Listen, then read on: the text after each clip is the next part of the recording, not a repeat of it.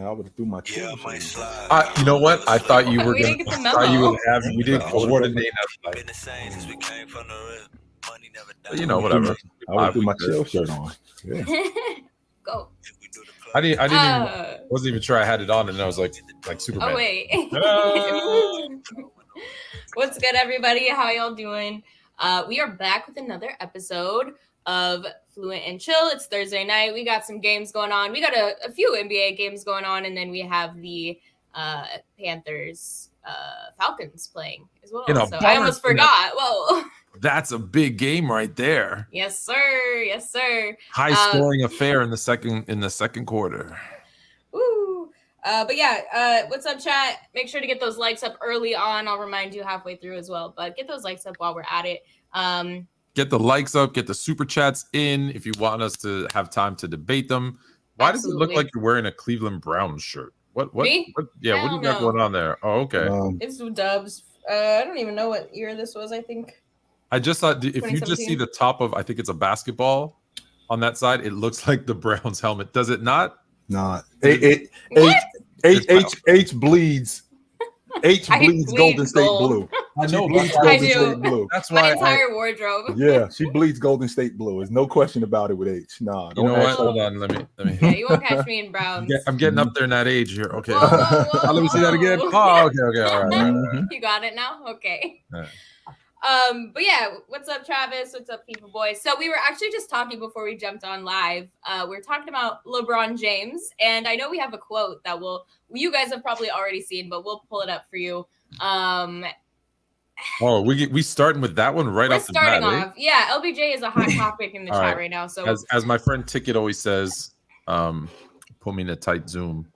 Put me in a tight zoom. Put me in a tight zoom. So lift it up to there it is. There it is, Tom. So I need to LeBron James. I need to learn to flop or something on getting foul calls. So basically, essentially, the situation is, yes, LeBron James is saying that he needs to learn how to flop because he's not getting the calls that he thinks he deserves, which is hilarious in its own. Wait.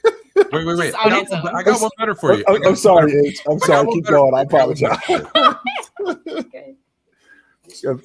I gotta learn how to flop or something, swipe my head back or do something to the free throw line because I missed it. It was getting too repetitive. It's 3 games straight. The team is just in a tough spot right now, being 2-9. That's straight from his words, so it's not like a meme. Yeah. Right? It's not like a silly. Straight from the source. Someone else saying LeBron said this.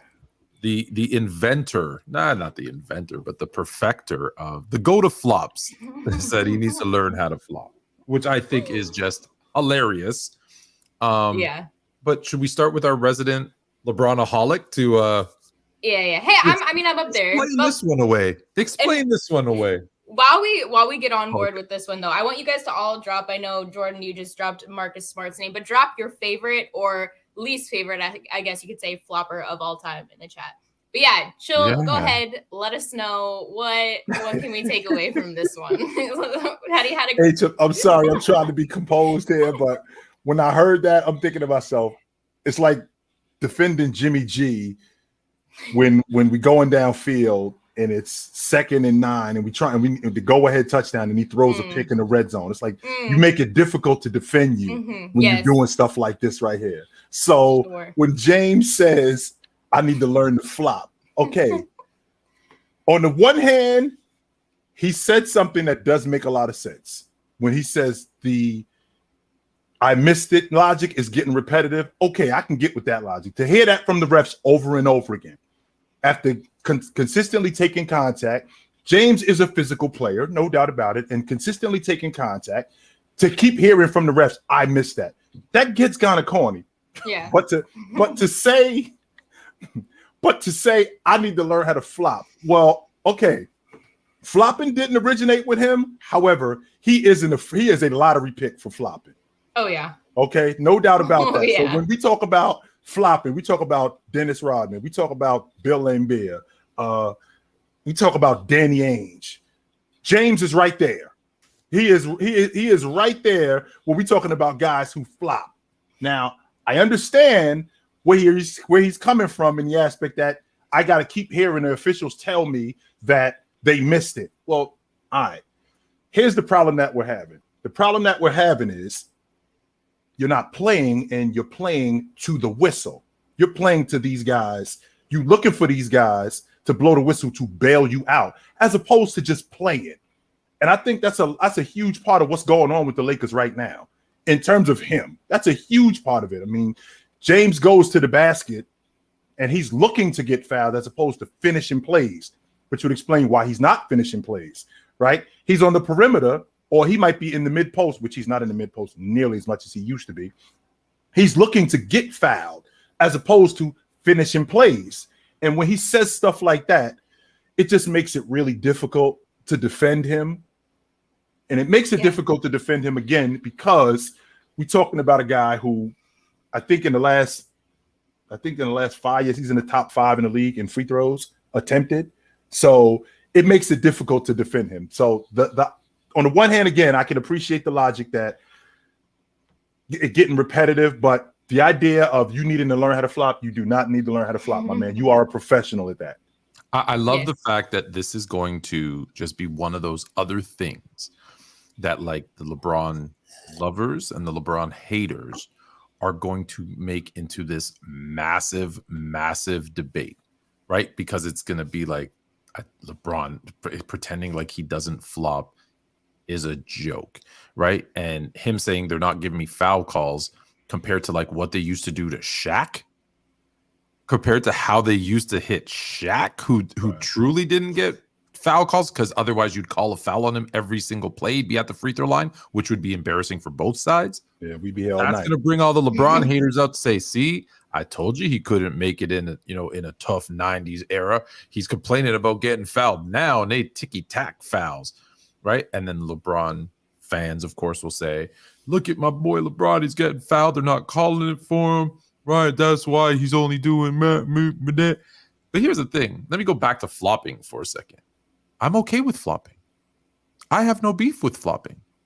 My beef is with the league and the officials. They allow it to happen, so it's their fault. So if I'm a player and you do that, and I know if I go, oh, and I react like that, you're going to put me on the free throw line? I'm going to put their best player in foul trouble? That's smart basketball. I don't like it. Yeah. I don't teach it. Like to my kid, I don't teach him how to do it. But at the end of the day, he's smart for doing it. And so I'm going to get to this point in a minute. So he's anyone who does it, whether it's Harden, whoever, all those guys that do it, good for them. They should do it. Changed the league, the officials, you figure it out. Yeah. However, on this point, LeBron James knows who he is. LeBron James knows the narratives about him. He is very aware about the narratives and his legacy. And so for him to come out, I find it actually disrespectful. Whether some people say it was a joke. Nah, man, he's thumbing his nose at the world saying, maybe I need to learn how to flop. And that's so disrespectful, because you know what people say about you. You know what the narrative is. You know there's been times when it's like, right? And it doesn't even hit you and you're on the floor. Like, that part drives me nuts. Just don't say anything. Just say, hey, you know what? I'd rather have the truth. I was about to cuss. I'm effing LeBron James. I should get a little bit better treatment than everybody else. I've been the greatest player in this league for 20 years. I deserve to get some more calls. I would respect that. I would say, you know what? He's right. He's right. He's been the best player around for the past 20 years. At least one of the best, if not the best. So why not give him a couple if he's truly like, I'm okay with that, because we know stars have always gotten extra calls. We know that. They have, Tone. That they have. But with that also being said, I don't have to take it to that extreme.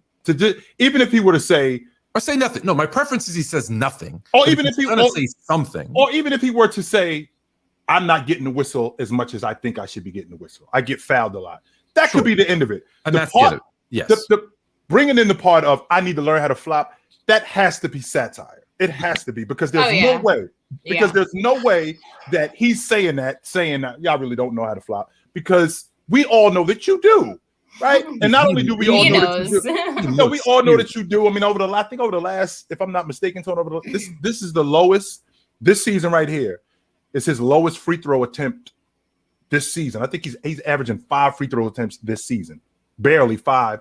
I think he's averaging barely 5 free throw attempts this season. That's almost one. That's a little over 1 a quarter. So he's not getting to the stripe nearly as much as he used to. And again, come on, he's also shooting more jumpers than he yes, is. He's not driving to the hoop as much. Well, it's not more jumpers, Tone. It's more threes. Because he doesn't play in the mid range. He doesn't play in the mid range nearly as much as he used to. But he does go downhill a lot more. Now, a lot of people will say, yo, he doesn't want to go to the stripe. Well, wait a minute. I mean, James does shoot almost 75% from the stripe. It's not like he shoots 50% or the stripe is kryptonite. He shoots almost 75% from the stripe. So he does want to go to the stripe. But the problem that we have is him telling us that, yo, these people, for him to say that he needs to learn to flop, I think that's where the problem is. It's not him. It's that. Even if it was a joke, right? It's not him saying that he needs to get to the stripe more. Because to be quite honest with you, to average barely 5 free throws a game, when you got guys averaging well over that, and James goes to the basket as much as anybody, and he gets just as much contact as anybody. Now, we playing in a different time too, Tone, where players have to play through a little bit more contact than they had to 5 years ago. I think that they're tightening up the whistle. I don't think that they're blowing calls as much as they used to. That's why James Harden doesn't go to the stripe 11 times like he did 5 years ago. That's why Kevin Durant isn't going to the stripe as much as he used to, right? So with that being said, I think James's biggest issue is he's upset with the idea that I got to keep hearing, well, I missed it. It's the same as somebody saying to you, all right, I'll do it tomorrow. All right, I'll do it tomorrow. How many tomorrows am I going to have to listen to? But I'm over listening to that. I don't think so, because I don't, one of the parts in that press conference was, I believe, they weren't saying they missed it. They're just saying there wasn't anything there. There wasn't anything there. He said that the officials are telling him that they missed it, and that's the problem that we have. Okay, is that what he's saying? Okay. That's the problem that we and Again, shame on the refs. Again, shame on the refs for allowing flopping to happen because they shouldn't. And two, you don't say, "Oh, I missed it. I'm sorry." Well, here's the thing, Tony. You refed more than me. I refed at the college level, and do you say every time I missed it? I was just getting ready to get to that because I can say, because sometimes you miss it. You know what? I missed that. But you know what I can't say? I missed it. I can't keep saying that. I can tell you that. How many times can you say I missed it to the same player? I can't say that. I can't keep saying that. That's got to be something. Not only can I not keep saying it, you've already brought it to my attention. So now that you brought it to my attention as an official, now I have to start paying more attention to that.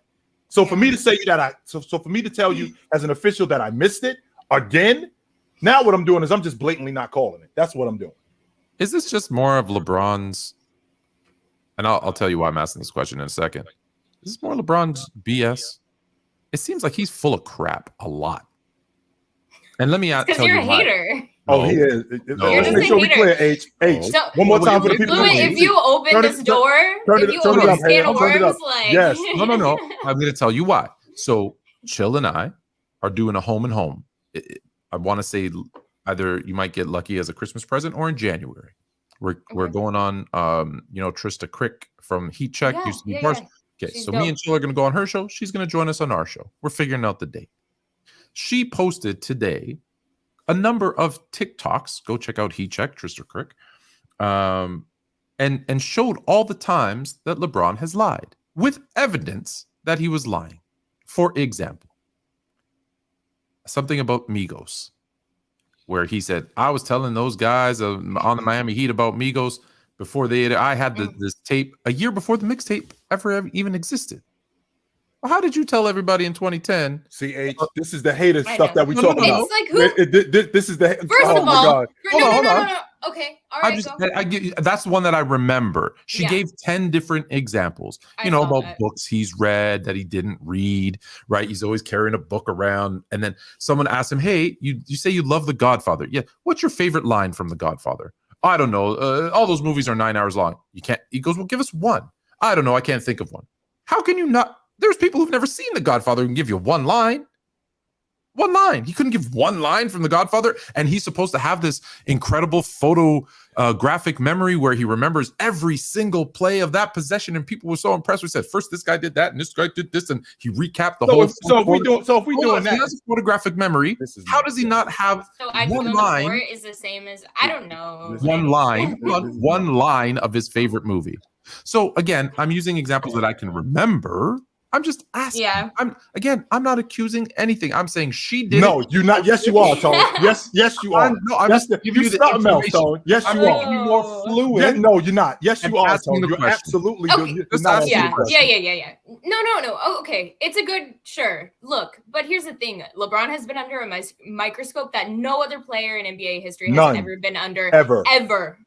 Right? So every single breath he takes, every single movement he makes, every single thing he looks at on social media, likes, comments, whatever, is under a microscope, right? And honestly, Fluent, he's a human at the core of all of this craziness. And honestly, LeBron is just the most straight up, just chill dude. He's not a cocky dude. I'm not disagreeing with you, but if I have Evan, hold on, if I have you on camera saying in 2010, my favorite movie is Toy Story 4.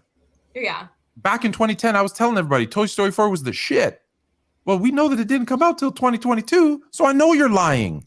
So why would you say that then if you're under a microscope? And why don't keep your mouth shut? So if that's true, then let's take snippets of everybody. Yeah. Curry. Let's take snippets of Dak Prescott. Let's take snippets of Derrick Henry. Let's go get all of these dudes. And I can tell you right now, if James is full of you know what, all of these other dudes are too. Yeah, because everybody has their moments. Plenty of us have said things. You guys sound like a bunch of LeBron lovers. No, we do not. No, we do not. What we're doing is we're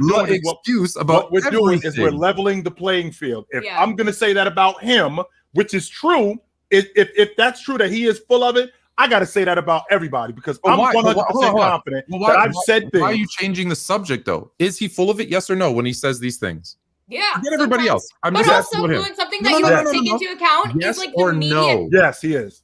Okay. Yeah, so am I. So is every single person that has their entire life out there for people to pick. I don't say I discovered Migos a year before they had a mixtape. But you said some dumb stuff. Tone, I'm 100% confident that I've lied. No, dumb stuff, incorrect stuff, makes mistakes, of course. But the flat out lie is. Did he say he discovered Migos? Did he say that? Yes. He said, I discovered Migos a year before they came out. In 2010, and he said in 2010, I was playing Migos and I was trying to tell everybody these guys were going to go off. They were going to be it. And nobody believed me.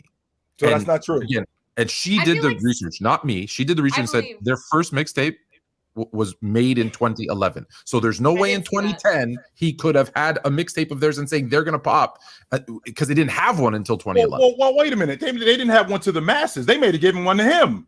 And he might have been listening to it going, yo, this is dope. And yo, these dudes, y'all need to listen to them. The mixtape that was out in the masses might have came out in 2011. According to them, the first mixtape they ever recorded was 2011. How many times have let's talk about your man, Mr. Michael Jordan. If I'm not mistaken, Michael Jordan is on the bus going to practice with the Jazz, and they ask him, yo, who you listening to? And who did he tell us he was listening to? I believe he said that he was listening to Eric Benet. I think it was Eric Benet. No, Kenny Lattimore. He said he was listening to Kenny Lattimore. And he said, quote, this isn't even out yet. Which means that nobody else listened to it. I got it. That means that I got it right from the source. Kenny Lattimore didn't say that wasn't recorded until a year later. And again, I don't know, guys, for anyone in the chat, I don't know the exact years. I'm just giving examples. I don't know the years. Go check out her. She gives you all the notes. And I'm not picking on that one in particular. She gives like 10 exampos.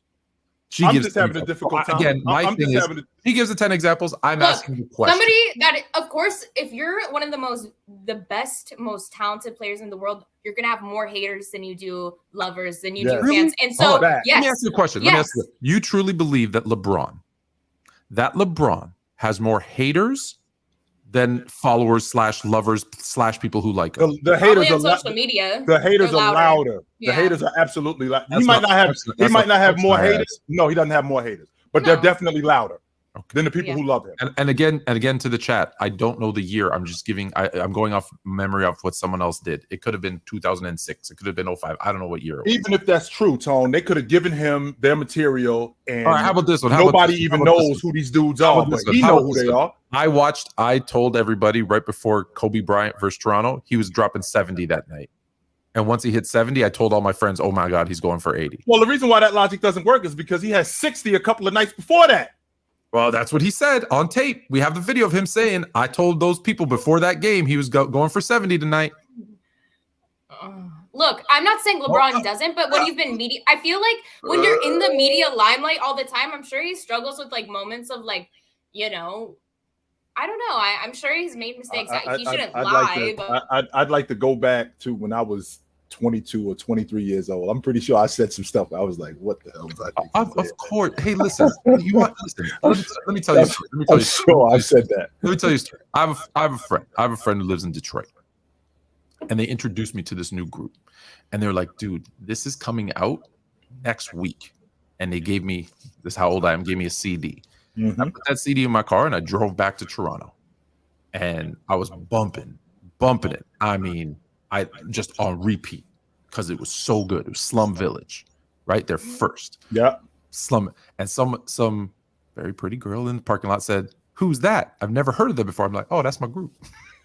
That's me. I'm in." Oh my God, that's different. I wasn't under a hey. No one had heard of them, and it would be a year or two before really anybody heard of them, which is actually great. But they was coming. But my point is, I wasn't in the spotlight. I wasn't under a microscope. I didn't say I discovered Slum Village 2 years before that album dropped. That's all I'm saying. Yeah. I'm not knocking him. I'm just asking the question: could this be just part of his recreation of history? I'm not getting foul calls. Really, LeBron? Because people say, well, James Harden and Michael Jordan lived at the line.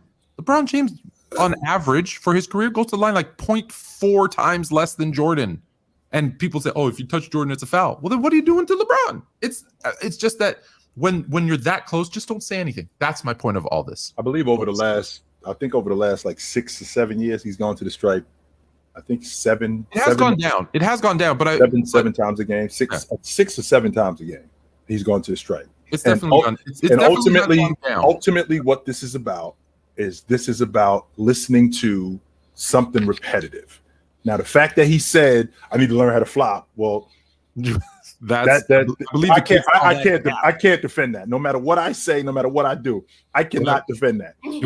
That's cap. Yeah, I cannot. There's no way that I can defend that. No way, because he's flopped in the past. Not only has he flopped in the past, he's flopped in the past when I've seen it. When I'm thinking to myself, "What are you doing, my man?" Everybody knows that's a flop. Like, what are you doing? So, hey, I love seeing him in Toronto. I loved seeing him in Toronto when Tristan Thompson hit him and he went down, and the Raptors got called for a foul. His old man, dude. This is the dude on your own team. Wouldn't you foul? Just now, let's go to bat, like actual on the court for a second.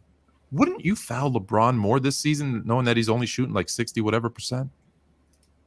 I don't know if you would foul him more, and the reason why I don't know if you would foul him more is because if you fouled him more, that free throw percentage would go up. You think it would go up? Okay. I think it would go up because him going to the strike more means that he would become more relaxed. I don't think that. I mean, I hear a lot of people saying about, he doesn't want to go to the free throw line. I believe that he does. I mean, and I've seen him make clutch free throws. I think that we're at a point right now, and a lot of people don't want to talk about it, which kind of sucks. The fact that the Lakers are bad, Tone. In fact, I'm not gonna sugarcoat it. I'm saying it in front of a national audience. They're the worst team in the league. They are the worst team. The Lakers are the worst team in the league. Orlando, Oklahoma City, none of these dudes have anything on the Lakers. They're the worst team in the league. And James, the fact that he's going to break the scoring record on the worst team in the NBA is blasphemous. I would like to have seen the Lakers be better, and I think that he kind of wants to. I think he wants to accelerate this process as quickly as possible, just to get it over with. Is it? Listen, here, I know he just signed the extension, and I'm being dead serious. This is not for likes or clicks. Should the Lakers and LeBron seriously discuss trading him away? Well, I'm glad you mentioned that, Tone, because you already mentioned to me what is the staple of the Los Angeles Lakers. Championships. You've told me that more than once, more than twice. So we're in the 2022-23 season, right? So the last time the Lakers won an NBA championship twice in the last 13 years. That's not a staple of a championship organization. But if this team is about winning championships, the way that this roster is constructed right now, we have to tear this whole thing apart. And I don't mean we got to tear it apart where we just trade James. No, we got to completely start over. This thing started in 18. So James for KD. What about James for KD? Down? Everybody, H. Yeah. I'm not talking. I'm not just talking about James. This Rob's got to go. James has got to go. Anthony Davis has got to go. Russ. We have to completely start over. There is no one guy. There is no quick fix here because this thing, the way this is constructed, they're not prepared. They're not constructed to win the NBA championship, let alone make. I mean, I think that they could still make the playoffs. I mean, last year, New Orleans made the playoffs starting the season 2-9, and they did trade for CJ. And in the process of them trading for CJ, they did get a lot better. I don't think that there's a trade, one guy that's going to make this team significantly better. I don't. Yeah. So you don't think, because I floated this by you guys on the panel last week. LeBron for KD doesn't make both teams better today. LeBron a bunch of rounds. LeBron for KD. Those are two teams. What? They're both dying. But they both get better. You put LeBron around a bunch of 3-point shooters, and you put KD in a situation where he can do his thing. What is he going to add to the Lakers? Who is going to be who's going to lead that team? Well, if James, KD isn't as ball dominant, anywhere near as ball dominant as LeBron needs to be, right? So you put the ball back in Russ's hands, and I know that's a weird pairing, but I think it works better than LeBron and Russ. And I think LeBron in Brooklyn with 3-point shooting is what we've always said he needs around him. Right.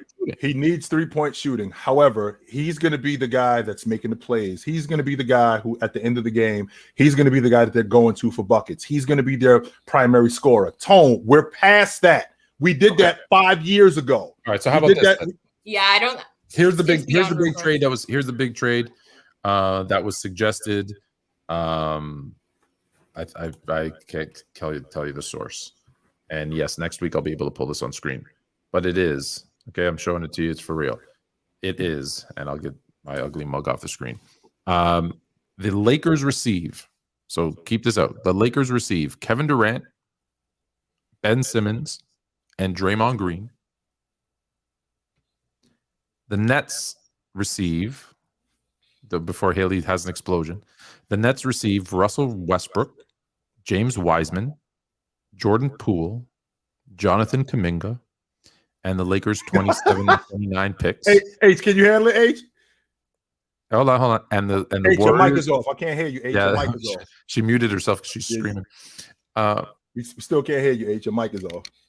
That was probably for the best. And the Warriors receive Anthony Davis and Brooklyn's 2023 first-round pick. So basically, why are we involved in this? So basically, you guys give up. Well, because you give up Draymond Green, who wants to go play with LeBron. Or actually, sorry, you give up Draymond Green. Excuse me, and you give up Poole and Kuminga, and Wiseman for Anthony Davis. Why would nobody wants? We do not want Anthony Davis. I'm sorry, I love the guy. Oh, you don't want Anthony Davis? No. No, I'm good. I'm good on Anthony Davis. Because it sounds like we've been speaking with some Warriors fan, and they don't want Wiseman, they don't want Kuminga, they don't want Poole, and everyone says Draymond is washed. So giving up those 4 guys for AD and a first round pick? Probably. I don't know who they are. I'd love to speak with them and hear Low. The what's his name? He's a Low, Warriors fan? No, wasn't it Low? No, who was it? Mars? Maybe Mars. There you go, Mars. Well, Mars says that Wiseman and Kuminga are trash. So let me get this straight. The Warriors end up giving away basically their young capital in Kuminga, Wiseman, Poole, and Dre. And in the process of that, they get back Anthony Davis and a 1. Yeah. You are fired as a GM. It's not me. You are fired. It was sent to me. I'm asking the question. You are not. Everybody attacks fired. me. I'm not talking about you, Tone, but as a general manager, you are fired. And I don't mean you're fired. You are fired. Before the end of the day, there's as much as Wiseman has disappointed and Kuminga has not gotten it. I mean, to give away that much for Anthony Davis, who, don't get me wrong, and a first round pick and a 1, right? So you gave up 3 potential, because I don't think Wiseman is as bad as people are having him out to be. Kuminga and Wiseman are trash. I don't think Wiseman is okay, but he's not fitting in. What are people? No, people, because of the first like 7-8 games of the season, like we haven't had time to let everything mesh. Like whoever's saying that, like we haven't even figured out our rotations. If you know Steve Kerr, you know it's going to take a sec. It's probably going to take till close to mid-season before we see some kind of gelling with our young players. Let's be clear about your Warriors here for a second, right? Like I'm not up to date in the last day or two, but okay, because I've been in the hospital the last 2 days, so I'm not up to date in the last 2 days. However, I'll say this. Last time I checked, the Warriors only had one more win than the Lakers, and he just said the Lakers are the worst team in the league. They're the worst. Yeah, I don't think it's a question. But the Warriors only have one more win. Right? Yeah, but we have Isn't potential. it time for them to do? Shouldn't they be thinking about doing stuff? Oh yeah, absolutely, absolutely. With that also being said, Tone, I think we can do a little bit better than what the proposal that you just sent me. I think we can do a little bit better than that, because I'm thinking about what Anthony Davis brings to this team. I don't think Wiseman is as bad as everybody's saying he is. I think he's in the wrong system. I think that's the problem. For the other two teams, it works, right? 100%. Like, let's be safe. For the Nets, they bring in Russ, who's an expiring $44 million player. So right. They bring in Wiseman, Kuminga, and Poole. So that for them, good haul, right? To get young players in Brooklyn, okay, sure. Yeah, that would make sense. With the Lakers, I hate Ben Simmons in Brooklyn. I don't hate Ben Simmons in the Lakers. I hate Ben Simmons in a Laker uniform. So it's bad enough. So he leaves Philadelphia. Let me make sure I'm getting this correct, Tom. He leaves Philadelphia because he basically ran out of there, right? He comes to Brooklyn and he looks like a shell of himself. I wanted to build a unit around him, but it's obvious that something's going on with him. He just looks like he doesn't even want to play basketball anymore. So now what we're going to do is we're going to send him to La La Land, where the pressure is going to be on him even more, because essentially what they're doing is they're building a unit around him. I think the thought process is, no, they're building it around KD, and the thought process is, no, they're not, Tom. KD is over. We already did this. The thought process is Ben Simmons with Draymond Green. Draymond teaches him how to be that guy, because that's what people thought they were getting with Ben Simmons, is a Draymond Green type of player. He looks like a shell of himself. A defender who can bring up the ball and facilitate. That's what they thought they were getting. He's not even there. Like I understand. That's what they thought they were getting, is what I said. Oh yeah. Right. That's what they thought they were getting. They got him in the dunker spot now. That's where Brooklyn has him at now. They have him on the baseline in the 2-3 zone. They got him in the dunker spot. And he's completely and utterly ineffective. He's not giving them anything. He looks like the ball looks like it's radioactive. Like he does the most overrated. Hide behind the people he's supposed to be defending. The ball looks like it's radioactive. Where he's like, "Don't. Are you sure you want to? Wait, are you sure you want to pass me the ball?" He just looks like he doesn't want to be out there. Yeah. All right. Well, it's really sad. It really is sad. But as far as let's discuss trade options that could be effective for both teams. When I think of the Lakers, what are they missing? And I mean, is there potential that LeBron does exit the scene before his retirement? Is that something that we are expecting, or is that not even an option? Listen, there's two things that the Lakers need. They're built on championships. I've said that a million times. Number two is stars. So even when they're bad, having LeBron James sells tickets. You take that away from LA and no one will go to those games. We've seen the Lakers bad without a star very, very briefly, and it's not good. Very briefly. It's not good. It's not good. And trading LeBron James is not enough. Let's be clear, the Buss family, right, isn't like whoever the dude is, I forget his name right now, who owns the Warriors.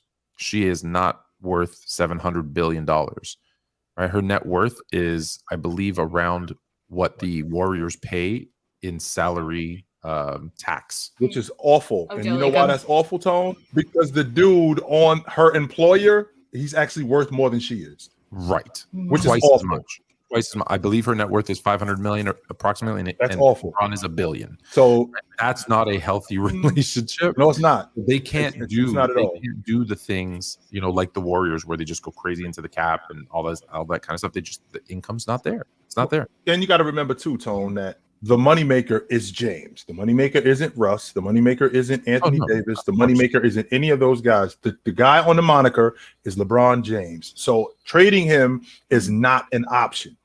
But this team, if you're talking about winning the NBA championship and you're serious about it, we have to blow this thing up. We have to start over. But that's not realistic. Number one, James just signed an extension. So there's nobody that you can realistically trade for. There's nobody that you can realistically get right now that you take Anthony Davis off your roster. You take Russell Westbrook off your roster. You take Lonnie Walker off your roster. You take all of these guys off of your roster. There's nobody that you can pair James with today that a team is willing to part with that's going to catapult them to the middle at minimum. There's nobody. There is. It's just it's not realistic, right? Like, that's what I'm talking about. There's nobody that any team is willing to part with. That's what I'm talking about. It's like the Bulls ain't willing to part with DeMar DeRozan. They're not. No. The Bulls are not willing to part with him. No. Now, if the Bulls were in dead last place and they wanted to free up some salary cap for next season, they might. Like Russ, as the trade deadline comes closer and teams fall deeper in, right? There will be a situation where people will be like, why would you trade that? But the reason, the why, is money. So I'm not saying this is the Bulls, but as an example, if the Bulls fall to 12th place where your Warriors are right now, so I don't know how they're going to make it to the 1 seed, OG. That's who you picked. I did. If they fall to 12th place, let's say in the East, and maybe there's some injuries, and they're like, we're not making the playoffs. We're going to rebuild. We're going to blow this thing up. Well, maybe they move. They make a move for Russ. And I don't think DeRozan, by the way, is the right player for LeBron either. What's another mid-range? Like, no, I don't think that's the right fit either. I'm just saying, again, this isn't never going to happen. But Russ, the Nets are dead last in the East, and they're like, forget it, we're done. KD, go to LA, play with LeBron. Like, there is situations where people are be like, that's unrealistic. Look how many I've said this to you before. Look how many bad trades, one-sided trades, they happen all the time because people only see one thing. They try to match up the talent. No, and the talent in the trade never is equal. It's always about money, draft picks, and the future. The talent being swapped, secondary. Especially when it's superstars. Yeah. Especially when name me one superstar that got traded on equal value. Shaq got traded for Brian Grant, Lamar Odom, and Caron Butler, I believe. If I remember the trade correctly, right? Vince Carter, I've said this before, Aaron Williams, and two ones. Like, the talent never matches. It's always about something else. How many times did they say Russ's contract wasn't tradable? He's been traded 3 times. I guess it's tradable. So that's all I'm saying is, could I, do I look at my crystal ball and say, yeah, they can get this for him? No, not today. But as the trade deadline gets closer, more things could happen. You know what? Maybe Minnesota realizes, oops, that was stupid of us. Hey, LA, give us a couple of your firsts so we can get some of our capital back that we sent to Utah and take Cat or Gobert or something for Russ is expiring so we can blow this thing up again because we screwed up. Again, today that sounds ridiculous because we're 10 games in. Get 30, 35 games in. It's not going to sound so ridiculous anymore. Why is everybody saying I look high? Do I look high today? Are my eyes really? No, I think you're good, Tone. I mean, I heard they got that good. I heard they got that good sticky up in Canada, though. I heard they got that good sticky up there. So I know, but I heard they got that. Heard they got that good sticky green up there, though. I don't know how true that is, but I do not know.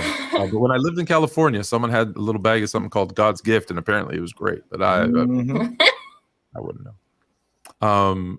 But yeah, I want to go back to Anyways, I'll let you go on, Hailey. I've had enough. This is just. So, when I think about this Laker team, Tone, you got to remember where it started, right? You got to remember where it started. The Lakers, the reason why they were good when they were good, when they had Magic, when they had Jabbar, when they moved on to Shaq and Kobe. When they moved on to these guys, this unit was built from the ground up. And the reason why the Laker fan base stayed with them was because they recognized that. All right, so in 76, when they got Jabbar, we're going to build it around Jabbar. That was the deal. And they went and got Michael Cooper. They went and got Jamal Wilkes. They went and got Norm Nixon. And they were able to get the number 1 pick, and they ended up drafting Magic. So they ended up doing that, and they ended up being the team of the decade in the 80s, right? So in the process of them doing that, they rolling, and then the 90s came about. And then they had a gap. In the process of them having that gap, they ended up signing Shaq in free agency. They're going to build it around Shaq. So we draft Kobe Bryant. We trade for Kobe Bryant, and we're going to build it around these two. And then that turns out to be the deal. After Shaq departs, we're going to continue this, and we're going to build it around Kobe, who's 20. When Shaq left in 2004, Kobe was what, 25, 24? So we're going to continue to build this thing around him. So we got a young star that we're building this around. They haven't done that. They got James at age 34. This was a quick fix. This was something to just keep our head afloat. If you guys were to if the Lakers were to say, just like Brian Cashman does with the Yankees, yo, we starting over. The Los Angeles fan base would get behind the Lakers and go, okay, who are we starting over with? Okay, we're starting over with this guy. We're going to build it around him. This is why these guys are good for as long as they are, because we're establishing a franchise player and we building it around him. The whole time that the Lakers, when they got James, all it's been has been quick fixes. They got James, and then they got Anthony Davis, and the plan was James was going to play off of Anthony Davis, and it worked, and it tricked us. And the reason why it tricked us is because that foundation was built on sand and it wasn't built on concrete. Why? Because we didn't know that Anthony Davis was not going to hold up, even though his history suggested to us that this is who this guy is, and we can't bet on him. We can't bet on him long term. This was a short-term fix, which worked initially because you did win it. But after year 2, after year 2, if you could have gotten something for him, then let's move on him. Let's move off from him, as opposed to what's going on now, where we're doubling down and it's just getting worse. Yeah, I think that bubble chip, ruined AD. I think because I think he thought it was easy. Oh, I don't think we've seen him try as hard as he did. That I think it ruined him. I think it ruined him. But hey, that's just Hailey. How much time we have left with you, Hailey? we got like 15, 20 minutes. I'm all good. But we do have a super chat, and then I want to ask a question going off that. But Christopher D said, "Hey fellas, coming in late, dealt with flooding from Hurricane Nicole, but overall okay. Let's get into it." Christopher, I'm so sorry that you're dealing with that. I hope you can get through that okay. That is tough. I'm in South Florida too, my man. We made it out all right. Yeah. I'm glad you guys are safe and everything's good. Yeah. I don't hear Chill swimming at all, so I'm assuming you good. My head's still above water. We're doing all right. The lights flickered last night, though. They did. They flickered. They didn't go off. I have a friend in Daytona who sent me a clip of the beachfront, waterfront houses. I saw a pool that was like just standing on stilts. The rest of everything had collapsed out from under it. So it was just like this pool. Yeah. It's just crazy bad. So yes, our prayers up to everybody out there, and hopefully everybody's doing well and they're okay and they're safe. That stuff's crazy. Yeah. Hey, quick side note on this DeJounte Murray Trae Young thing. Sixers? It's actually it looks pretty good, Tone. It does. It looks really good. It looks like it looks like it's something that could work. It does. It looks like it's something that could work. The problem that we have with Philadelphia is where Joel Embiid plays and how he plays. You But really overall, don't. You really don't like what they're doing with, or what he's doing. I hate it. I hate it. Every time when they come down in transition, he's stopping at the top of the key. He's asking for the basketball, throwing it between his legs instead of diving to the box. And when he gets the ball, he's looking for the double team instead of going. When a lot of times he's got one-on-one coverage. His game primarily should be on the box and in the mid post. If he were to play on the box and in the mid post, the Philadelphia 76ers will be in the NBA championship because there's nobody that can stop him. Nobody. Yeah. Not that anyone cares. But if I told you there was I'm quick side note. We'll get back, and then we'll get back to them. Just an NFL update. In the third quarter, Marcus Mariota has thrown for 63 yards and 1 interception, and PJ Walker has thrown for 38 yards, no TDs, no interceptions.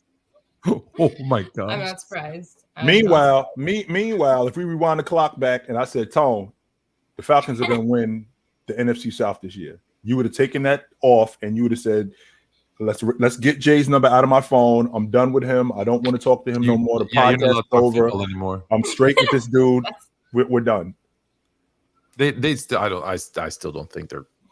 I think Tampa Bay just, Tom Brady is undefeated since the divorce, so I think I think Tampa Bay will be all right because Atlanta and Carolina look horrible. Garbage. That's the Saints. Really I thought the Saints would be better. I did. I know, and they're still starting Andy. Sorry, let's get back to basketball because football's tonight. Yeah.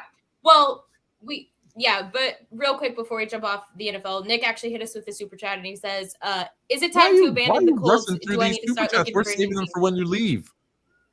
Oh, okay. We can get. All right, that's fine. Go ahead. Well, I'm curious to know about the whole situation with Jeff. So yeah, what do you guys feel about that whole situation? All right, I talked over you, so say it again.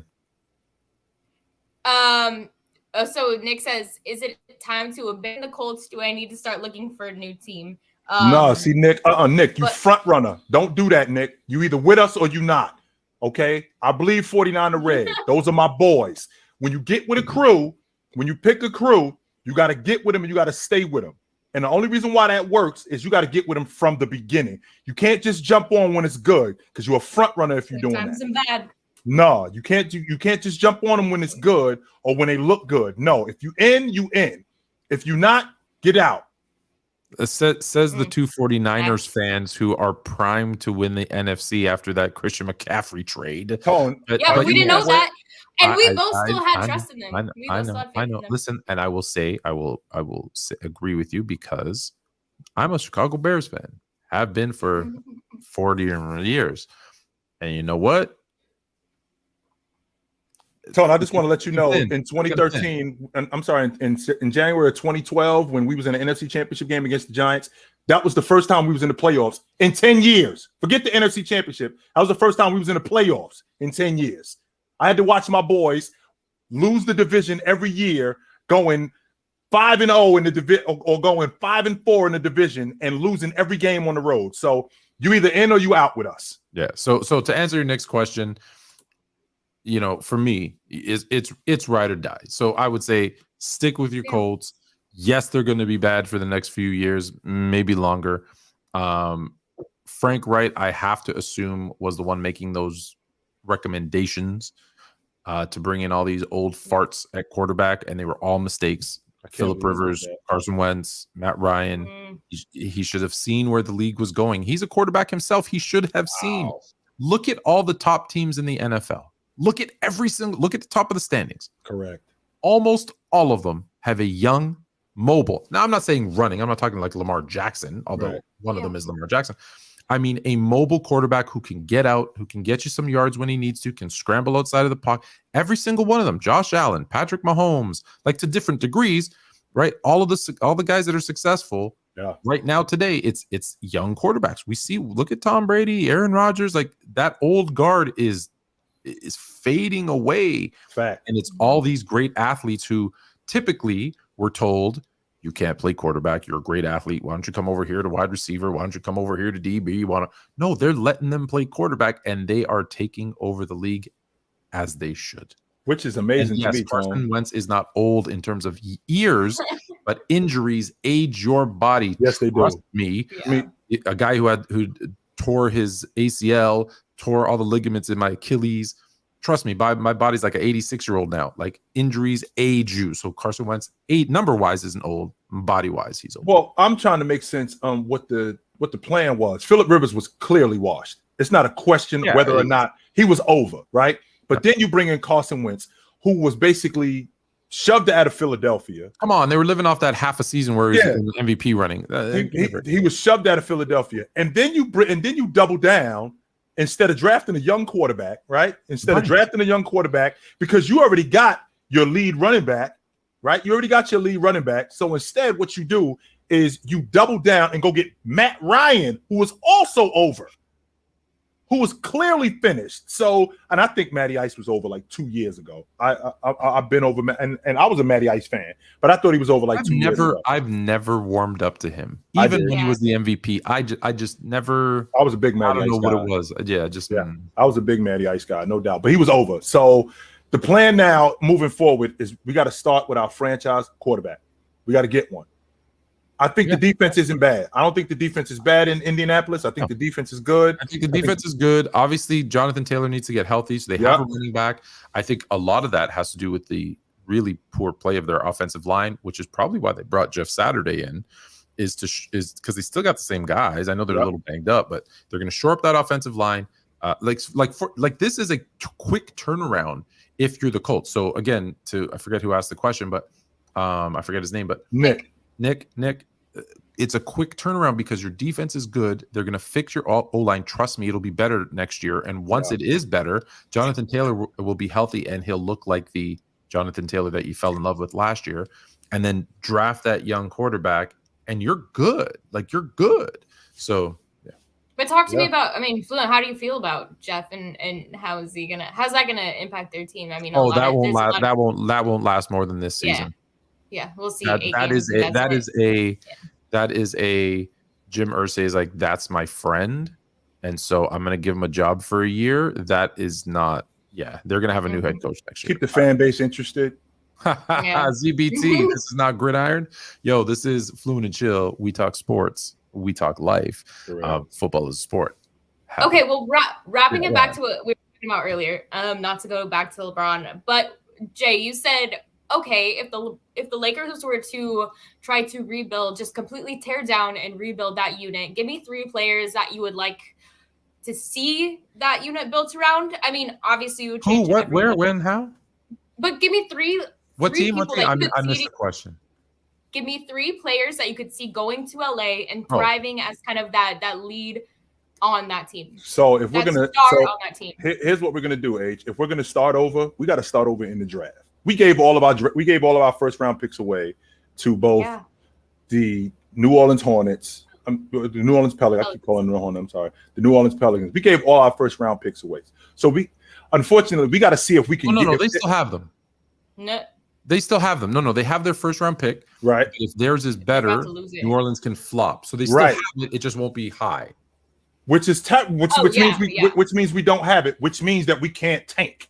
No, you can't tank, but you'll have. Which means that if we end up, which means that we end up at the bottom of the Western Conference and we got the number 3 overall pick, we got to get at the New Orleans. Yeah, you're right. So we're in a pretty tough situation right now, right? We're in a tough situation. So there is nobody specifically that we could, like I said, that we could get right now. Now, who I would like to see in terms of young guys, I would love to see like Zion in Los Angeles. I would love to see him, and I think that he would be great in Los Angeles if you could build it around him, if he could stay healthy. The fact that nothing to do with Zion. The fact that Brandon Ingram is turning into what he turned into. The fact that you lost him, he would be great building it around him as well. But in terms of franchise players, if you still had those draft picks, I'm tanking, Tone. I'm giving away. I'm trading everybody with the exception of James. I'm trading everybody. I'm shutting James down after he wins, after he breaks Jabbar's record, and I'm putting my name in the Victor Wembanyama sweepstakes. That's what I'm doing. The Lakers screwed everything up by trying to listen, I get it, but by trying to accommodate LeBron James' wants and needs. they actually had when LeBron decided. The Lakers didn't win anything. They didn't do anything to get LeBron. LeBron decided, I'm going to work on my production company. Makes sense to be in LA, so I'm coming to LA. Thank you, LeBron. Brought him a chip. Awesome. But I want AD at all costs, cost them. I want Russ, sent them back, right? Because if you think about the players that they lost in that trade for AD, now, do they win the championship that year in the bubble without that AD trade? Probably not. Mm-hmm. But are they contending every other year for a championship? Yeah, because they'd have Ingram, they'd have Ball, Caruso. What was there? Ball. Now, Ball, I might have moved on from. No, Ball was part of that. Ball was part of the AD trade. Okay, so Ball, Ball's there. So Ball is still there. Another dude, Brandon Ingram is still there. KCP is still there. KCP, that's the one I was. Kuzma is still there. All of these guys are still there. And you know what? I'm thinking about the 18-19 season when he got hurt. How about we hold on to Brook Lopez too? How about we do that? How about we hold on to Brook Lopez instead of basically mortgaging the future, which they did. That team was 1 year away, and I get it, the impatience of Lakers. Everybody, oh, your lights. Was that on purpose? No. There's some stuff going on. Yeah, actually, you guys, I might just sign off now. Because I have a bunch of stuff to do. But much love to you guys. Bye, you guys. H Boogie, be easy. As you were saying, Tone. All right, so they might not win the championship, but that team was 1 year away from being very competitive. Yes, and that's what drives me nuts about it, is that they were there. They just didn't have the patience or the foresight. Hey, let's accommodate. Right. And listen, if I have a beef with LeBron James, that's my beef with LeBron James. Is he's had opportunity. I've said this to you before. I applaud him for leaving Cleveland and going to Miami, as much as people say that was a weak move, building a super team, stacking the deck, all that stuff. But Cleveland wasn't doing him any favors. And so I get it. You're not going to help me win. I'm going to go somewhere where I can win. So I don't hold that against him, right? And I've said to you, I don't think he's ever had the right team around him. And I blame Cleveland for the first 7 years. I blame him for every year after that, because he then dictated his fate after that. Right. Like some of that, like, I get it. I get that, like, Wiggins, as an example, didn't become the player that we thought Wiggins was going to be coming into the draft. But I contend that if he has a young Kyrie with a young Wiggins, right, and other people, like, they could have got veteran bigs, that Cleveland team is probably better. I think Wiggins is a better player learning from LeBron James versus bringing in Kevin Love. And, I get it. Well, they won a chip. I get it. But I think for the longevity, it would have been better. Maybe he's still there after those 4 years. Yeah. And I reiterate that in LA. I think the team is not better in 2019 with Ingram and Kuzma and all those guys. But I'm telling you, that team is better in 2020, 2021. Absolutely. Don't forget, Tone, he got hurt. And in the process of him getting hurt, they were a top 3 seed before he got hurt. That's my point. And it was, let's mortgage the farm to get a win, and that I don't like. They were 2 games. They were 2 games, I believe. I think they were 2 games out of 2.5 games out of first place when he got hurt on Christmas. 2.5 games. So they were right there. They were right there. So if you hold, and I wasn't really a big fan of Brandon Ingram because I had seen them when James had first got there, and I thought Brandon Ingram was soft. I thought that not only did I think that he was soft, I didn't think that he was the scorer that they were looking for. I thought that he played primarily on the perimeter. I didn't really think that his game translated to playing with James because it seemed like he needed the ball a little bit more than his production showed. And I didn't think that he could really help them. I thought Kuzma played off of James really good. I thought KCP also played off of James really good. Plus, with the young guys that they had with Lonzo Ball, I thought that thing could work. But with that being said, I'm looking at that Laker unit, and I'm thinking to myself, man, had they been able to, hindsight is always 20/20, of course. Had they been able to hold on to them dudes, right? Had they been able to hold on to them dudes, I think we'd be talking about a different Laker team, a completely different Laker team. So, I agree. So let's do some super chats. Yeah, let's do it. This. Whew. right off the bat. D3, is Damian Lillard in your top 10 point guards of all time? No, he's not. I Do don't you, think. do you have your top 10? Let me make sure that I remember it correctly. Magic.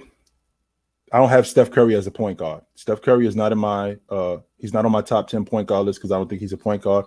I think he's a combo guard. Him, Allen Iverson, Jerry West, those guys sit in a completely different room than other point guards. So when I think about great point guards, Magic, Stockton, Isaiah, Oscar, Jason Kidd, Steve Nash, Chris Paul, that's 7. Gary Payton, Walt Frazier, Russell Westbrook. Yeah, I think you can make an argument that Russell Westbrook is a top 10 point guard all time, no doubt. And Tony Parker too. You can make an argument that he's a top 10 point guard all time. Tony Parker doesn't get talked about enough. Yeah, you can make an argument that Tony Parker is a top 10 point guard all time too. So, no doubt about that. And ZBT, get out. Why are you even in our live? Talking about I'll be lying. What do I lie about? Since we on the subject of me lying, what do I lie about? You too busy listening to Ticket. Whenever I talk, I talk from fact. You should probably know what you're talking about when you talk to me. Clown. What are you talking about? I'll be lying. You don't know what you're talking about. You and GBT got beef? Apparently he got beef with me talking about I'll be lying because he's too busy co-signing somebody else. Meanwhile, he never comes with any legit logic of his own. Talking about I'll be lying. What am I lying about? How about we get to the bottom of that? Before you tell me that I'm a liar, what am I lying about? You can't just call somebody a liar and then don't say what they're lying about. What is he lying about? I don't know. Right. What am I lying about? Oh, okay. Give me a break. All right. Well, I'll tell you to answer the question. I'll go back to answer the question. No, unfortunately, Dame is not. Dame is not a top 10 point guard, unfortunately. But yes, Magic. You've got Magic, Oscar. If you want to put Curry in as a point guard, Curry, Jerry West, John Stockton, Isaiah Thomas, Chris Paul. If you want to put Allen Iverson, I don't put Allen Iverson. Me neither. There's Iverson, Curry. Heck, I got Bob Cousy, Steve Nash, yes, Kuz, Walt Frazier, Gary Payton, Jason Kidd. That's 12, right? So yeah, no, I don't have him. I don't have him there. Although I do like this clip that someone sent to me. It's an old clip. If you remember, there was it was like a 3-game stretch where the Lakers asked Kobe to be a point guard, and he averaged like 17 points, 13 assists, like 7 rebounds. And he's like, if they wanted me to be a point guard, I'd be the best point guard ever. I love it. I love it. It's Kobe, baby. All right, let's go. Next super chat is from Chris. Appreciate you, Chris. If y'all, I should probably read these before I put them on screen. You never know what I'm going to put up here one day. If y'all could go back in the past to watch one NBA Finals or playoff game live, which game would you all go to? Oh, that's easy for me. Game 7, 2016, the NBA Finals. Which one? No doubt about it. Game 7, 2016 NBA Finals. Oh, 2016. Oh, 2016. Yep. No doubt for me. It was the best. It was the best. And I've seen some great Game 7s. The best Game 7 that I've ever seen. I would love to have been there for that. No doubt about that. I'm going to go with the series that made me fall in love with basketball and Magic Johnson. Is that 1980, his rookie season against the Sixers? I would have, I had to watch it bits on tape delay, others from a friend who taped it on VHS. Like it was the worst way to watch it. Like do you remember that when it was on tape delay because they were scared to make breakouts? Right. So the LA games were like, I do remember that. You were showing them here. Like it was on at like 9 o'clock in the morning. You could watch the game because it was on so late at night. Like it would have been on like midnight or 10:30, whatever the heck time it was in LA, or like our time, but LA because of this time difference. And so with the tape delay, and then they're like, oh, we can't play it at 3 in the morning. So they play it at like, so you're waking up with your cereal. But that being said, I would to have been there to watch that. That would have been awesome. That would have been awesome. Yeah. That would have absolutely been awesome. That's the one for me. I know that's a Laker thing, but there's also I fell in love with basketball because of it. All right, last one. Chill. All right, why is it you absolve LeBron from any blame? Mad Nan. That's not true. I'm 100%. I'm 100% confident that I am on him just as much as I praise him. So that's not true. There's a reason why there's. So let's ask, because someone asked me once, tell me the top 5 things that I dislike or where Jordan failed, and I did it because because people always think that because I defend all the bad Jordan takes that I'm a Jordan fan, and know that I'm not. Growing up, I hated Jordan because I was a Laker fan. I was a Magic fan. Right. So that being said, give me like the top 3 things that you don't absolve LeBron from. How about Game 7? I'm not Game 7. How about the 2011 Finals? I have no explanation for that. Garbage. It was a complete and utter meltdown. That was the reason why they lost that NBA Finals was because of him. He was completely and utterly ineffective during that time whatsoever. No doubt about that. So when you're talking about a guy who he went there specifically for that, right? He went there specifically for that. And because of that, they lost. That was because of him. No doubt about that. No doubt about that. That was because of him. So when I think about this, what we just talked about today, the idea that he needs to learn to flop. Well, James, come on, man. You are in the top 5 all time in flopping. So there's no way. So there's no way that you can tell us that you need to learn how to flop because you're the top 5 in that. So there's no way that he gets absolved of that. No way. So, and more importantly, he gets a lot of the blame. His game as of right now is changed so much, but it hasn't changed to a point where it's effective enough for his team to win. It's not. He shoots the long ball way too much. He doesn't play in the mid-range, and it's putting a lot more miles on him. He plays either shooting the long ball or it's going downhill, right? Either shooting the long ball or going downhill. And because he's going downhill, I think that's putting a lot more miles on him. He doesn't play in the mid-range nearly as much as he did in 2013 and 2014 and 2017, where he was the most effective and that team was winning. He doesn't play in the mid-range nearly as much. And I think that would help his game out a lot. And I think that's one of the main reasons why they're not winning is because of that. So, and quickly for the record, I don't know who this guy is. He, whatever his name is. I bet he's probably a 12-year-old talking about catch this smoke. Nobody is afraid of you. You are the guy who is in the back of the cafeteria talking. That's what you are. But when the spotlight comes on you, you run out the door. That's you. I would call. It's easy to talk about. It's easy to talk that nonsense through the chats, but I guarantee you would not come up here and get it on with us. I'm not saying that possibly or maybe. I'm guaranteeing you to your face, you would not step in the ring with any of us because I promise you, I eat your lunch. I would eat your lunch. All right. No, you ain't down. You think you are. No, you're not. Dame is Dame is not a top 10 point guard. That being said, let me say something about, because we argue a lot about Curry, and I don't care if you want to put him in as point guard, no problem. I got him as he's up at the top if you want to put him as a point guard. Word. But I keep saying this. I think this. You think this. Richard Jefferson, literally every coach or NBA player I've talked to will tell you he's not a point guard because I think people don't understand positions. The shooting guard has multiple names: shooting guard, scoring guard, 2 guard, off guard. Do you know why they call it the off guard? And they're all the same thing. You know why they call it the off guard? Because you play off the ball more than you play on the ball. That's the way that works. And there's facts that Steph Curry plays off the ball more than he plays on the ball. So by that definition alone makes him an off guard, meaning a 2 guard. And again, you want to make the argument because he's listed as a point guard? Okay, cool. But I'm just telling you as someone who watches, plays, coaches, refs, basketball, he's not a point guard. And the reason, but he does do everything that a shooting guard does. Sure. And the reason why you played off the ball, because you didn't dribble as well as the guy who plays on the ball. And the reason why the guy who plays on the ball didn't play off the ball, because he didn't shoot it as well as the guy who plays off the ball. That's the way that works. Let's be clear. And here's where small-minded people get confused. Yeah. They think, but he can do stuff that point guards do.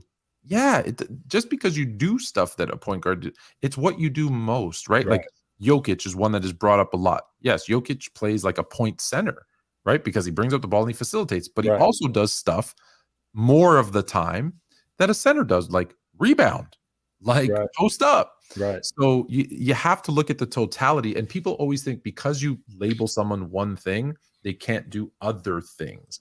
And that's where you get confused. Again, I don't want to get into the debate about it because it doesn't matter whether you have him as a regular guard, a shooting guard, point guard. Well, you and me already had this conversation, Tone.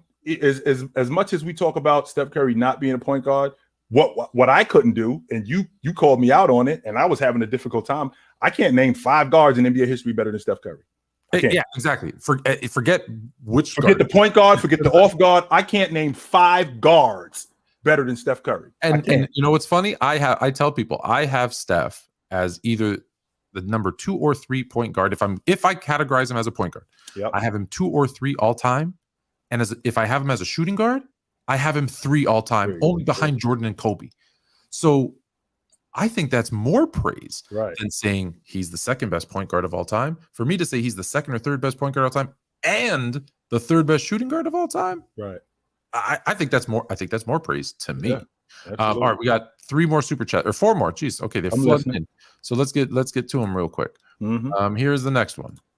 Our guy Christopher D says ZBT broke or too scared to send a super chat, and that's why we're gonna ignore, because if there's no super chat, you don't get to come on. Peace. Christopher D again says, and I'm trying to jump back and forth. My favorite game 7 was 2013. James was on fire from 3. He was clutch. D Wade cooking, Shane Battier bombing 3s. I rewatch it constantly. That elbow jump shot that he hit was that iced the game. As good as he was in that entire game, that elbow jump shot he hit with 28 seconds iced the game. Miami didn't need any more points after that. He was awesome in that game, no doubt about it.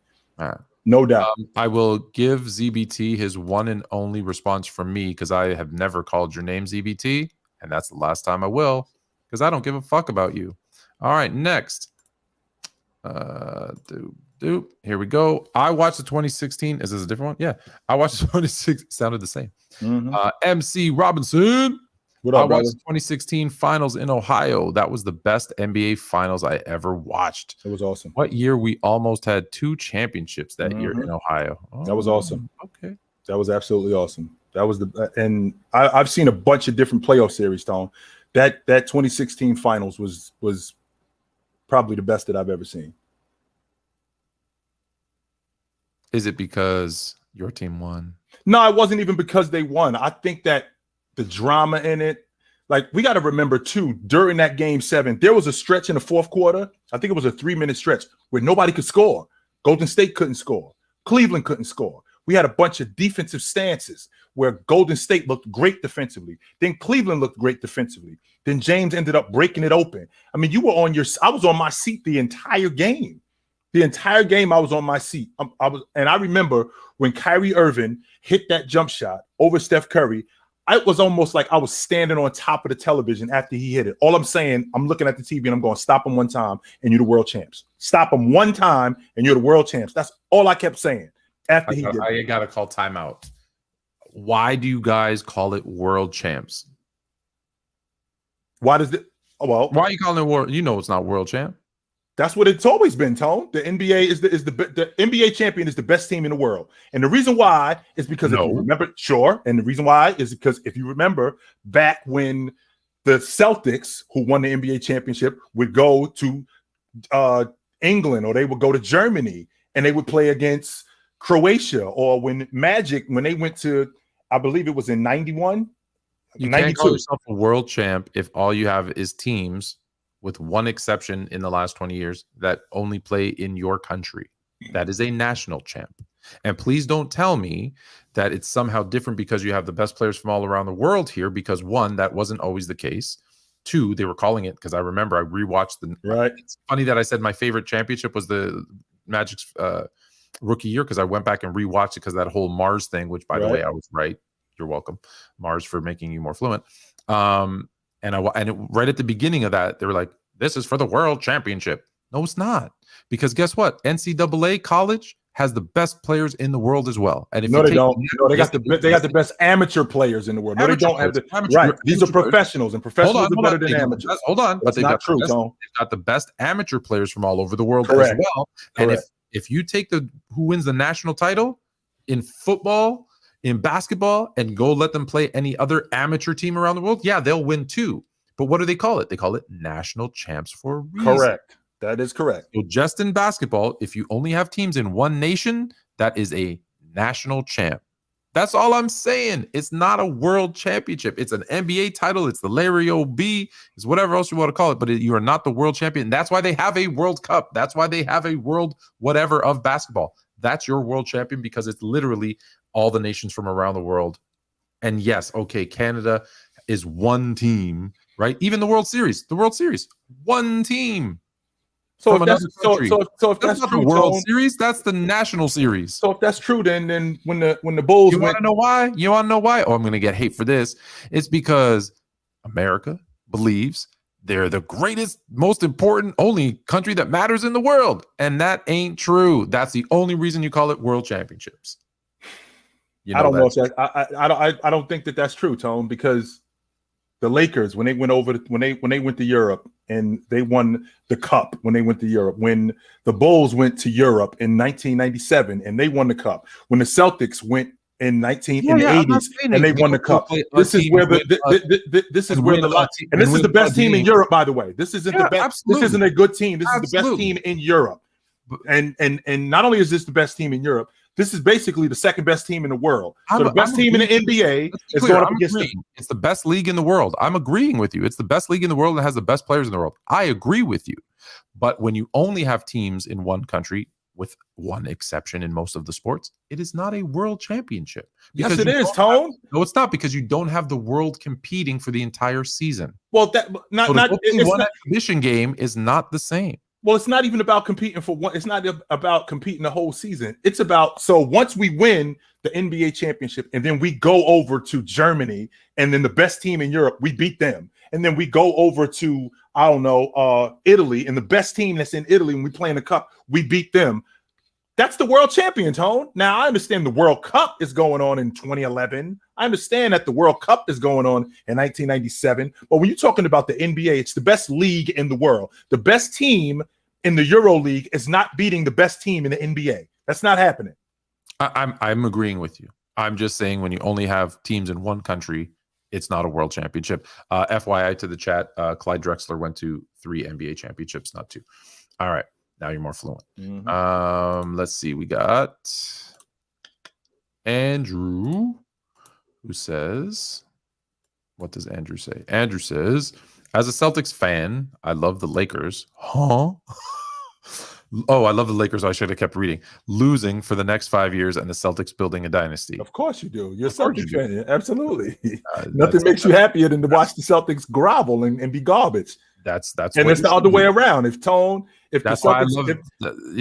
Celtics were garbage, Tone would be loving every minute of that. If the Lakers was at the top of the Western Conference, even though we all know, Tone, the NBA is better when who is good.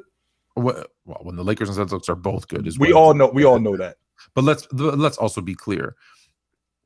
Since the 70s, right? When we, not that I'm discounting those 10 in the 60s, but since the 70s, the Lakers have been the most dominant team when it comes to chips. But anyways, so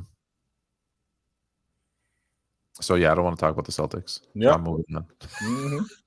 Mm-hmm. My mom told me if I have nothing nice to say, don't say anything at all. So, you know how I feel about the Celtics. I love them. I love what they do. I know you do. You know how I feel about Jason Tatum. Oh, did I not post that super chat? Did it disappear? You just did, and then it disappeared. And it disappeared. Okay, hold on. Let me find it again because I don't want to skip a super chat, and I think it was Christopher D with another one. But I'll let you, if anything. Oh, here we go. I found it. How far do you guys see healthy Cavs team going? Oh, that's a good one. Yeah, it is. A good one. Yeah, that's really good, Tone. I don't think that they win the NBA championship, but I think that they're going to be a really tough out. I think that they got the guy that they needed on the wing to score. I think they've become much better defensively. I think that they're a semifinals team, maybe even a conference finals team.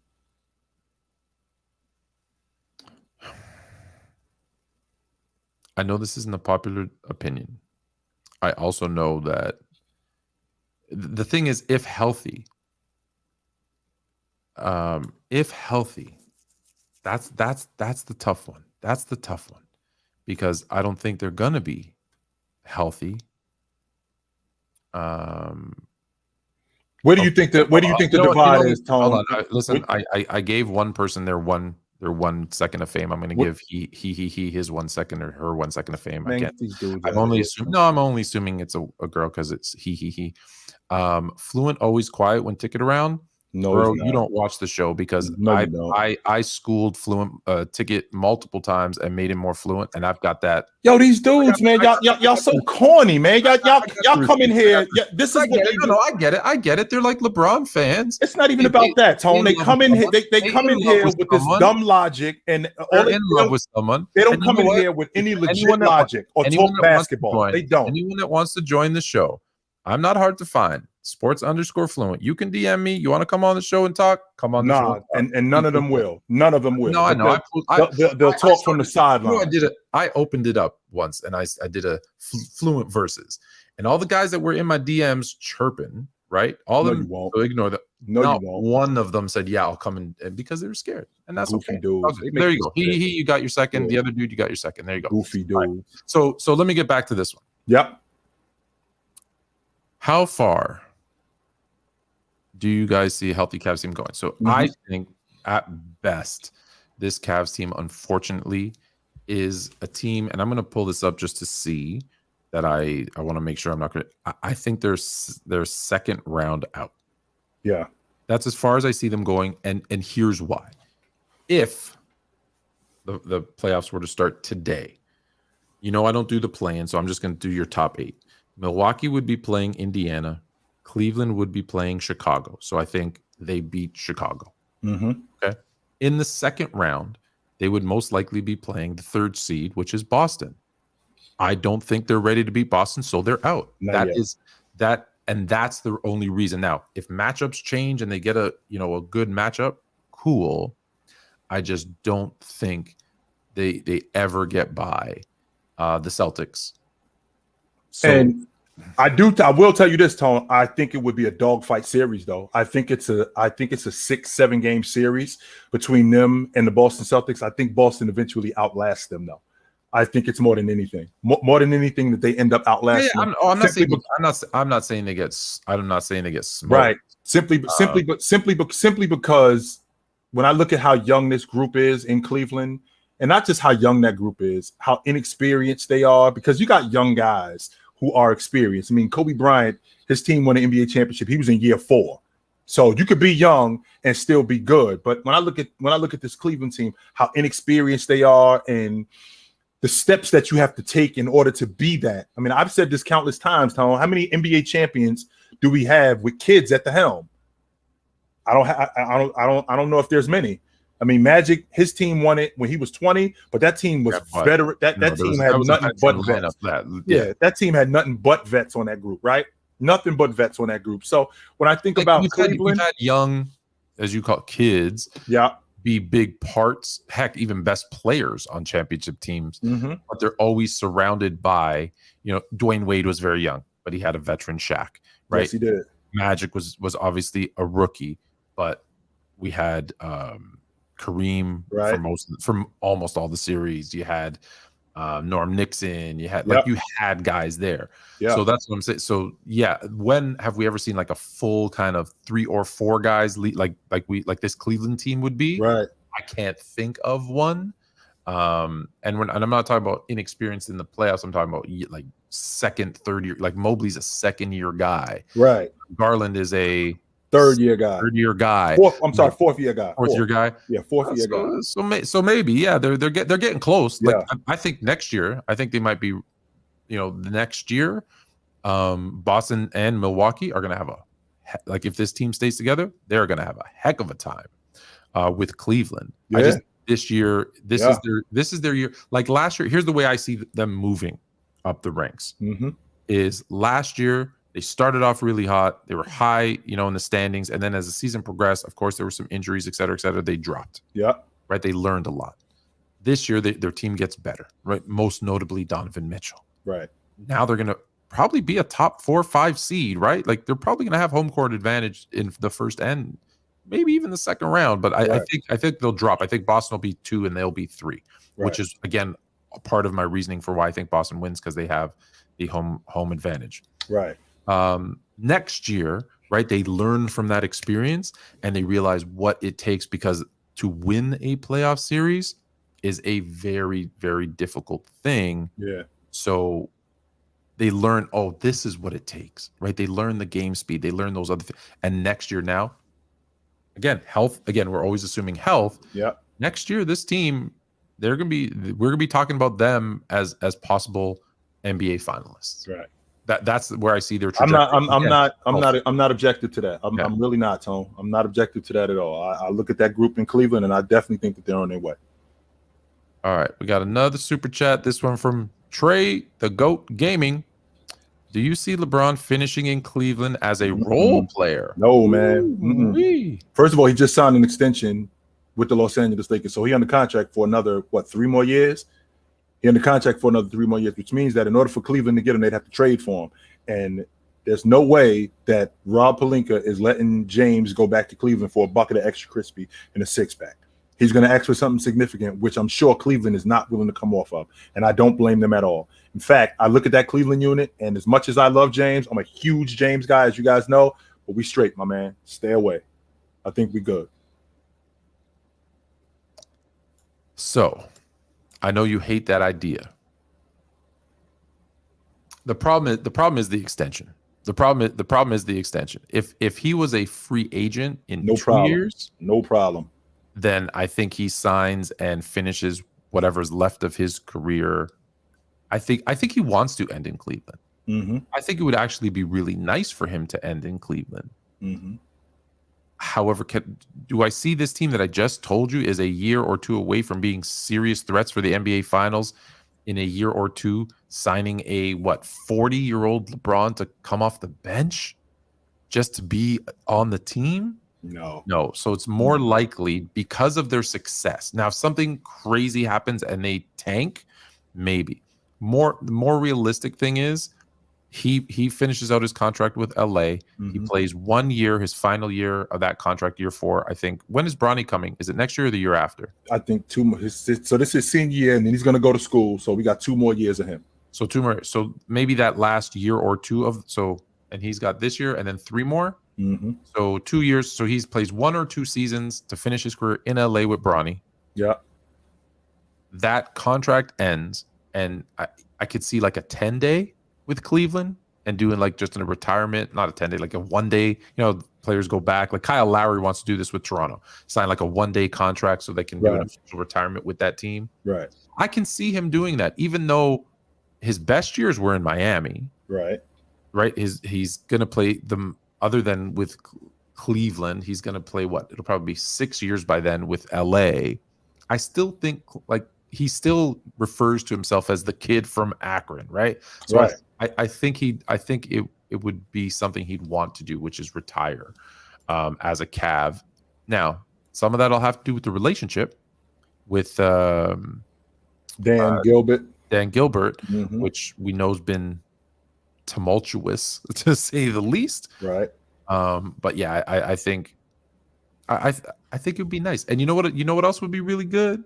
I've told you this before. When he officially makes his retirement, and this will never happen, I know this, but I would love to see him and Michael Jordan on a stage together with a statue in front of the the Basketball Hall of Fame. Both of them on either. This is my statue idea. They're both on either side of a jersey that and just retire in the 23 on it. We retire in the number 23. Nobody else can wear it from the league, because mm-hmm. the likelihood that we see another player at the caliber of these 2 guys, who we will debate until our death, mm-hmm. who's number 1 between these 2 guys, I think it's very unlikely that another one wearing 23. Now, look, I'm not saying there isn't going to be a player who comes and surpasses both. With the way players are looking nowadays, could absolutely happen. But I doubt that we're going to see a player of that caliber also wearing number 23. So that's the statue outside of the Basketball Hall of Fame, is those two guys holding one side of the jersey, just the number 23, and it's retired throughout the league, and it's done. And then we never have that number again. Now, I want to end it, but I want to ask you a question. Speaking of MJ, and then we're done. Of course, unless there's super chats, I don't even know where the likes are. So if they're, I'm sure they get them higher. So give us some more likes. If you have a super chat, send it. I will ask it. But this thing between Isaiah Thomas, and Michael Jordan, and I don't even think it's between Isaiah Thomas and Michael Jordan anymore. I think it's just Isaiah Thomas, because Jordan does not talk about it ever, right? Like Jordan cut ties with Isaiah, Jordan cut ties with Barkley, and you never hear. It's like they were never friends, which is nuts to me because they grew up together. 2 likes, that's crazy. Get those likes. That's crazy because they were best friends, right? Right. So Jordan is about Jordan. Let's be clear. He played his game. He's making money. He bought his team. He's doing his thing. He's got his new wife. He seems happy and good for him. Got twins too, by the way.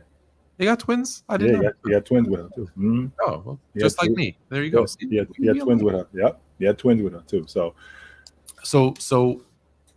I guess Isaiah comes out now and says, this beef and Jordan has to apologize publicly. I want Jordan to publicly apologize.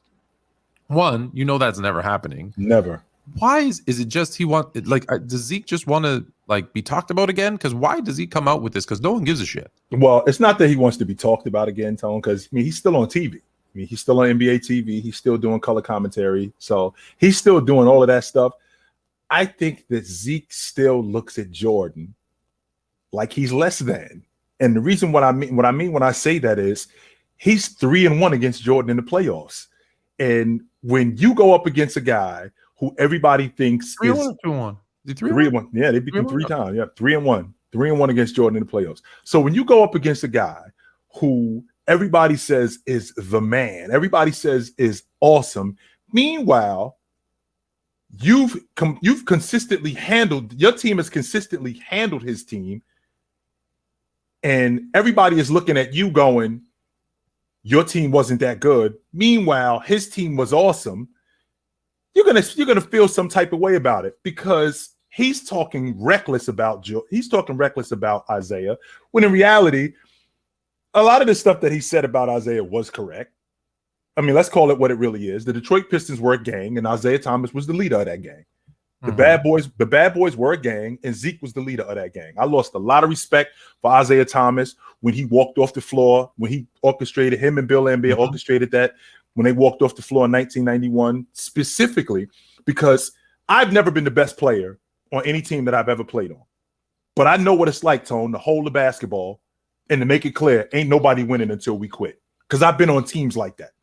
So I've also been on the other side where I know what it's like to get my ass kicked and to have no other option except to come back and try again.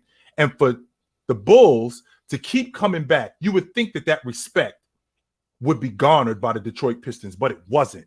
In fact, not only was it not respected, they basically thumbed their noses at the Bulls.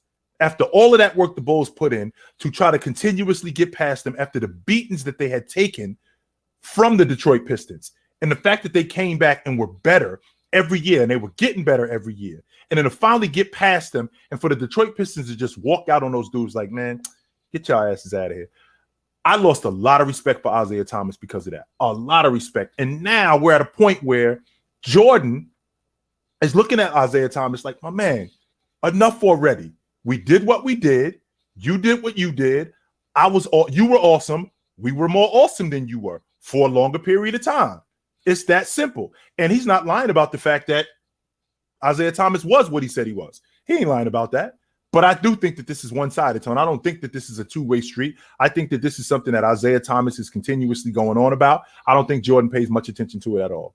I think Isaiah he hasn't gotten over the loss, because as much as people will try to say, well, the only reason the Bulls beat the Pistons is because the Pistons were old. Right. Just for those that think that is a false narrative. One, the Pistons weren't old. Two, they didn't think they were done.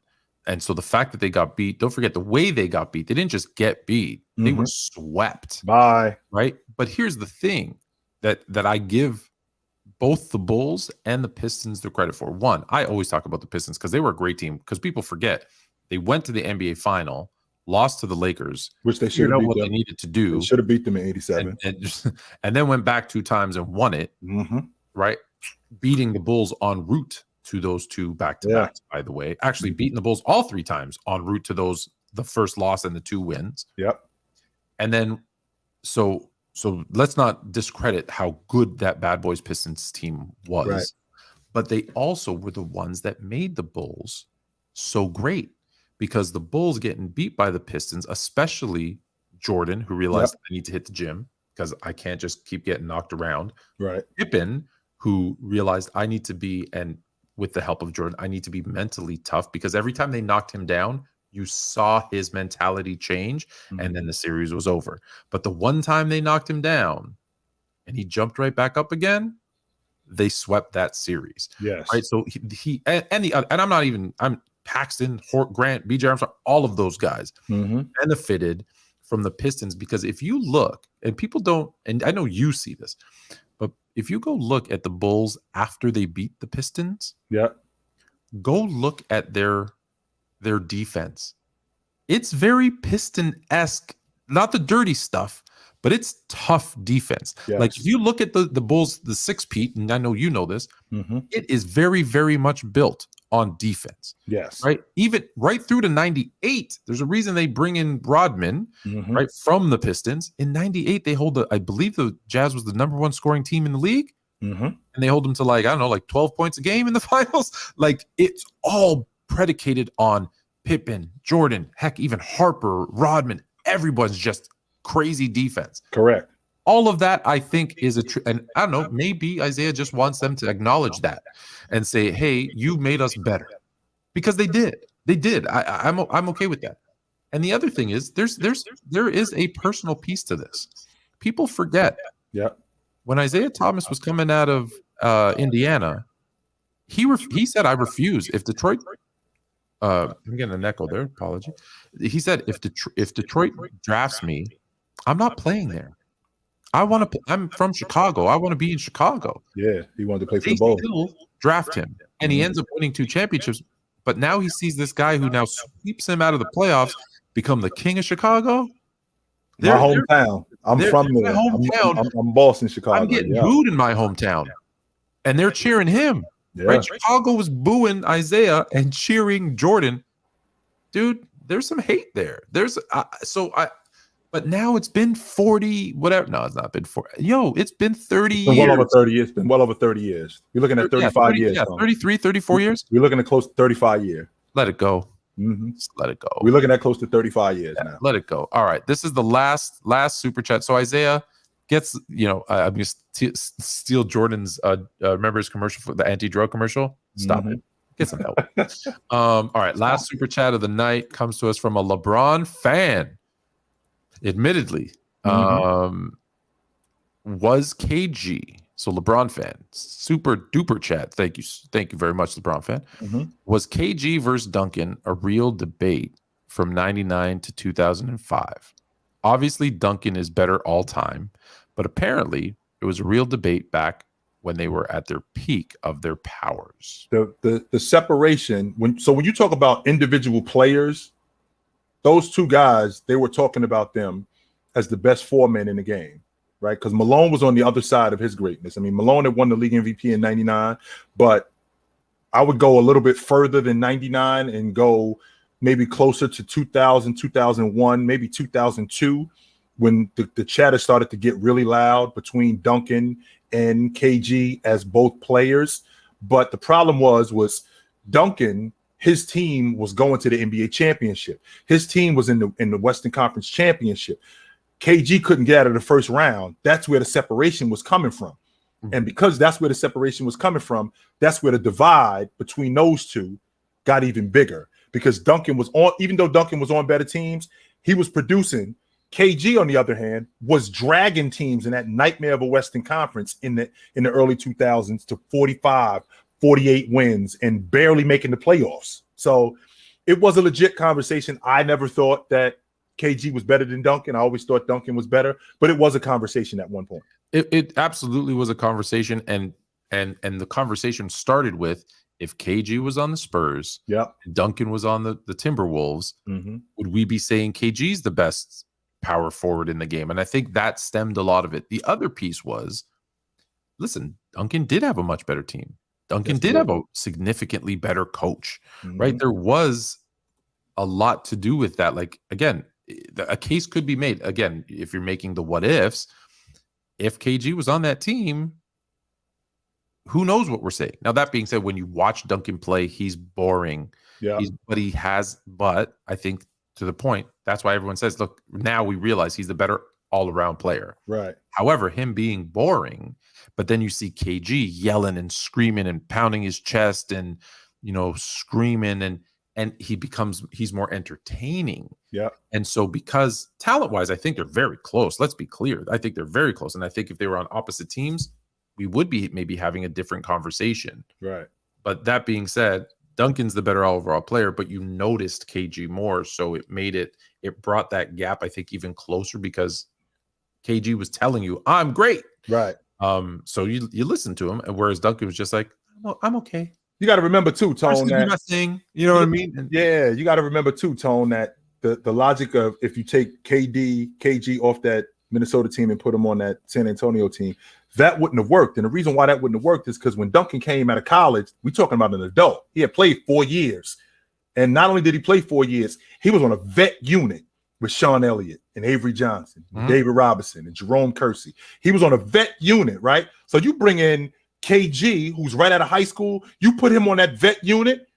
I don't think that happens immediately for him like it did for Duncan. That was a perfect situation for him. No doubt about it. So Christopher D says KG prime years were robbed because of that scandal after his MVP year.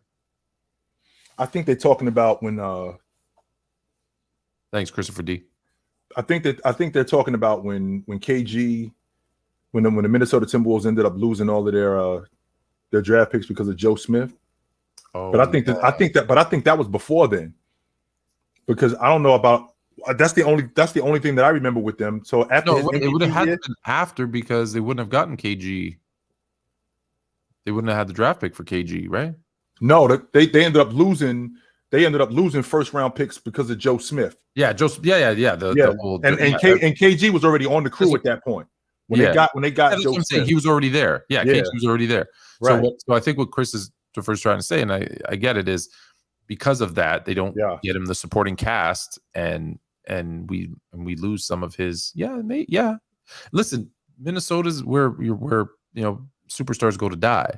So I hate there's just those franchises. Now, some of them turn it around, some of them have ups and downs, but typically Minnesota, Sacramento, there's just places where it just doesn't work. All right. We got one more. Listen, I can't let you go until we finish. So we got one more super chat that popped up. Spo. This is Coach Spoelstra. Don't get it twisted. He's pretending to be Spo, but we know who you really are. My brother's a diehard Derrick Rose fan. What are your thoughts on him going further as far as his career? Well, I've said this in the past. If he's not in the Hall of Fame when his career is over, he'll be the only NCAA finalist and league MVP not to be in the Hall of Fame. He'll be the only one. There has not been an NCAA finalist and league MVP who did not get into the Hall of Fame. That's never happened. Is he a Hall of Famer?